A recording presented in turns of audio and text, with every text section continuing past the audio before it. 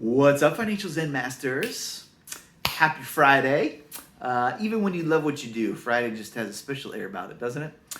Anyways, quick recap on what we covered this week, the 4 steps that you need to take, 4 steps that you need to take to retire in 9 years.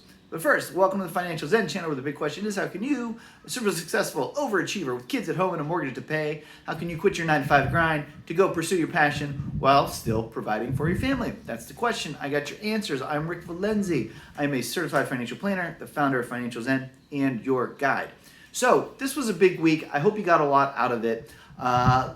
We reviewed the 4 steps that you need to take to retire in 9 years. If you do these 4 things, I can virtually guarantee you that you will get there, and that will be the reality of your future. So let's do a quick recap. Step 1, respect your money. Form a new relationship with your money. Financial Zen Masters do not waste money. Don't step over those pennies on the sidewalk. Pick those pennies up and then go invest them in your brokerage account.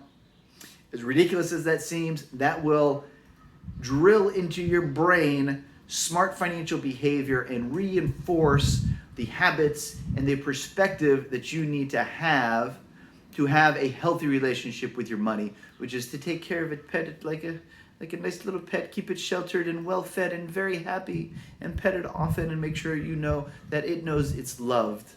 And that means respecting your money. Number 2 is keep strict accounts. Meaning, know where your money is going.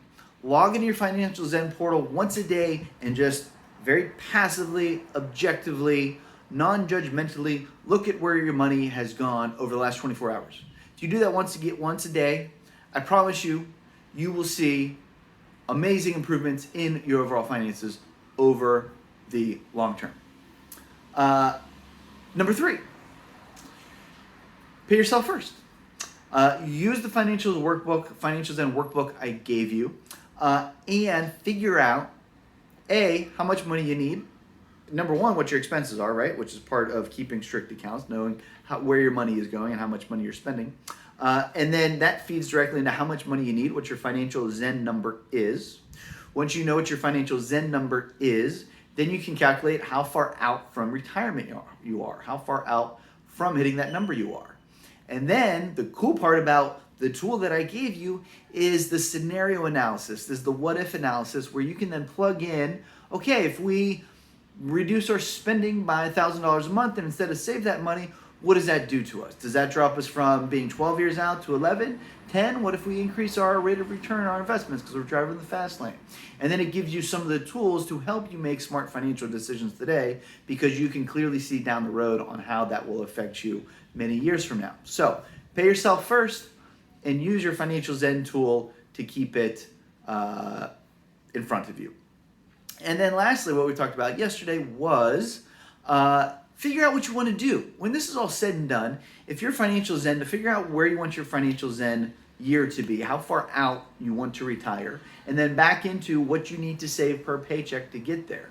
Once you know you're on that track and you can see the path, and you know when that's going to happen, to keep you motivated, and it's not going to be easy work, to keep you motivated and keep you on task, figure out what that future is going to look like. Where are you going to be in 9 years? You're going to wake up that first day not having to go into the office or talk to your boss. What does that look like? What are you waking up to? What are you going to be excited about? What's going to keep your interest? What's going to be your passion at that point? And start doing that research now. Start exploring that now. Figure out what that's going to look like. That will keep you, A, motivated to do the things you need to do today to get there. And B, it'll make sure that once you do get there, you don't retire into nothingness, into playing golf 8 days a week. Sipping lemonade on your front porch, right? You'll retire into something instead of away from something. And it'll keep that carrot in front of you. All right, so I know it's super simple. We're going to do some courses that dive deeper into each one of those subjects. But the overall framework is just that. Respect your money, keep strict accounts, pay yourself first, figure out what the next thing is now, well before you actually need to be doing it. All right, thanks for watching. I hope you enjoyed these videos this week. If you did, give me a like. Make sure you subscribed. Let me leave comments on whatever your aha moments were over the week, and we'll see you tomorrow.